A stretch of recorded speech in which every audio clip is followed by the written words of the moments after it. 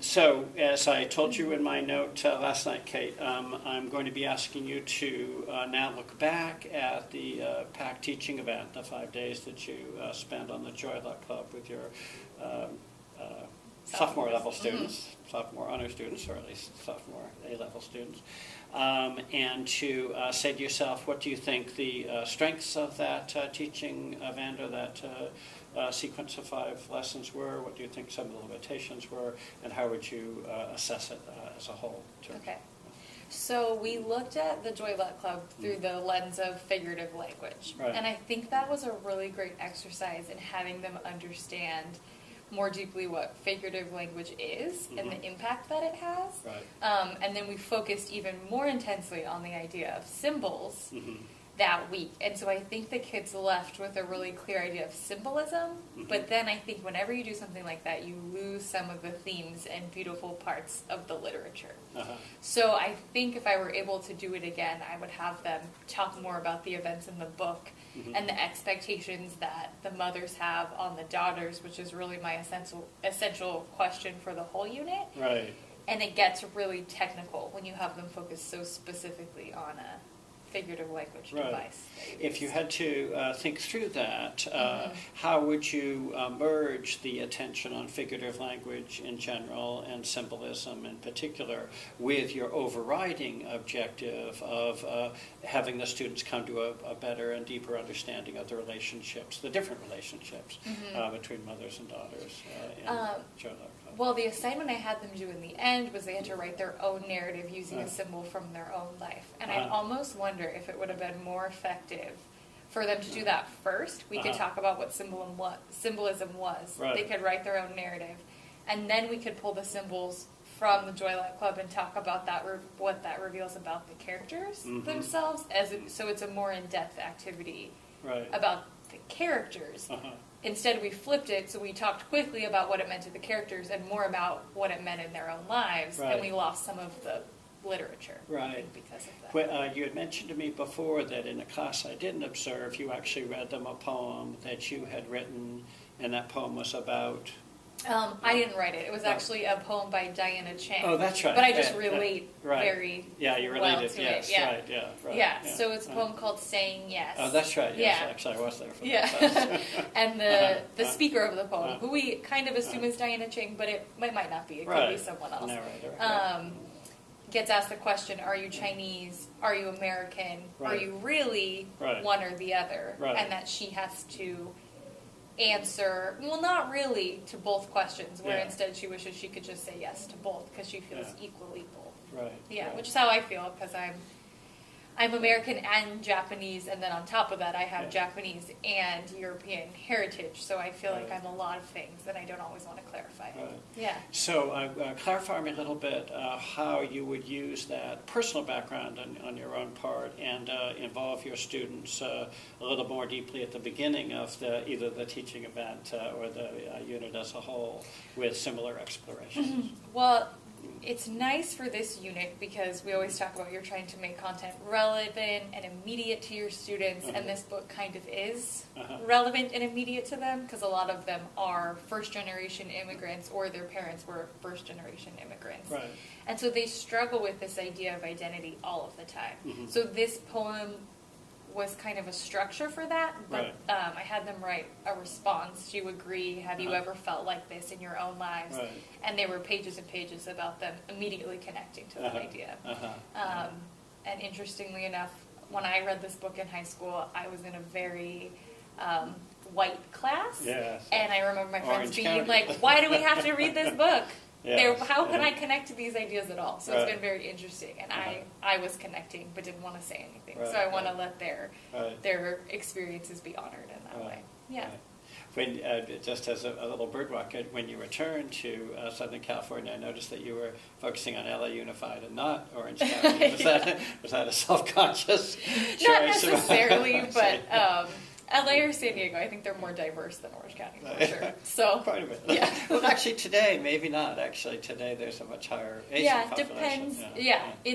Irvine specifically is very Asian. Yeah. So just going back to Joy Luck Club, what did you feel that the figurative language and the focus on symbolism drew your students away from that initial focus on the relationship between both mothers and daughters, and the whole question of how you define your own identity as you come into a new culture? I don't feel like it necessarily pulled them away, but I think I could have done more with the language to unlock those meanings. Instead, it's like, we'll talk quickly about the themes, then let's get into the language, and they're very separate. And I think if I were to teach it again, I would try to have them serve one another more deeply.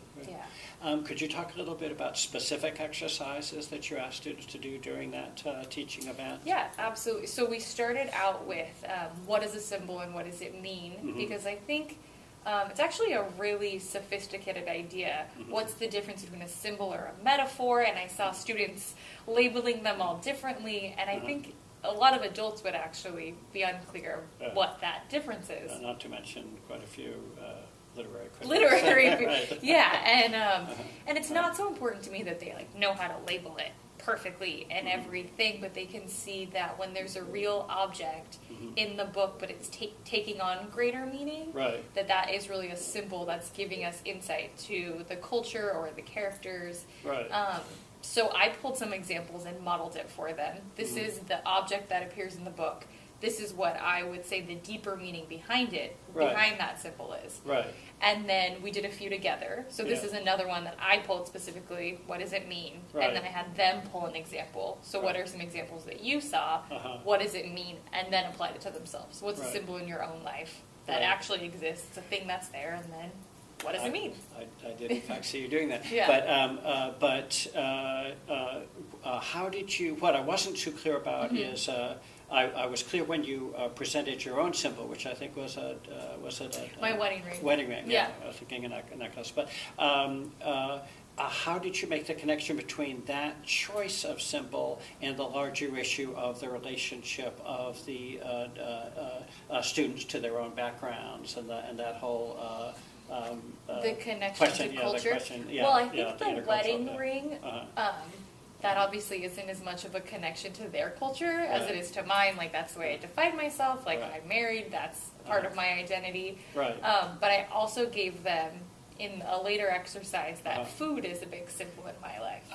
Which I said that connects very well to the Joy Luck Club, because we see food as meaning so much. It has so much meaning behind it in the book, and it means different things in different chapters. So we talked about that. So were students also able to choose food as a symbol themselves when they were doing as I remember, these were journals that they were keeping where they had sort of little examples of this type of writing? No, that was something else. That was they just have to pull an example of figurative language, and then they have to rewrite it, but there's no specific directions. That's just to get them warmed up with figurative language as they read. We've had them write 2 narratives now that have different focuses. That one was on a symbol in their own life. But I didn't have them think about what does that mean to your culture. It was just more about your identity, and so a lot of them picked things that were more high school related, just being the typical high school kid, but we could have gone deeper with it into how does that reveal your heritage or where you're from, and why does it matter. And then the big question, the final question, is when you went into this unit, I remember you saying that, one, the Joy Luck Club had meant a great deal to you when you read it as a high school student. You were looking forward to teaching it because you thought it was an opportunity for students to make much stronger connections to what they read than students generally do when they're, after all, sophomores in high school. Did you feel that stronger connection was evident by the time you finished at least this? I think it was about the second week, wasn't it, on the Joy Luck Club? On the unit? I think absolutely it's been evident just from the small pieces that I've read out loud, or I've said, oh, I can imagine my grandmother reacting the same way as when the when Rich comes in, he pours soy sauce all over her food, and Right. she's like, freaks out. My grandma would not stand in her house. And the kids laugh, and we're like, oh yeah, my grandma too. We'll both say things like, oh, it's that the silent expectations that Asian parents have, that Right. they can feel it, Right. the connection throughout. Yeah. So it's been really fun. They Yeah. just immediately Yeah. connect to it. Good.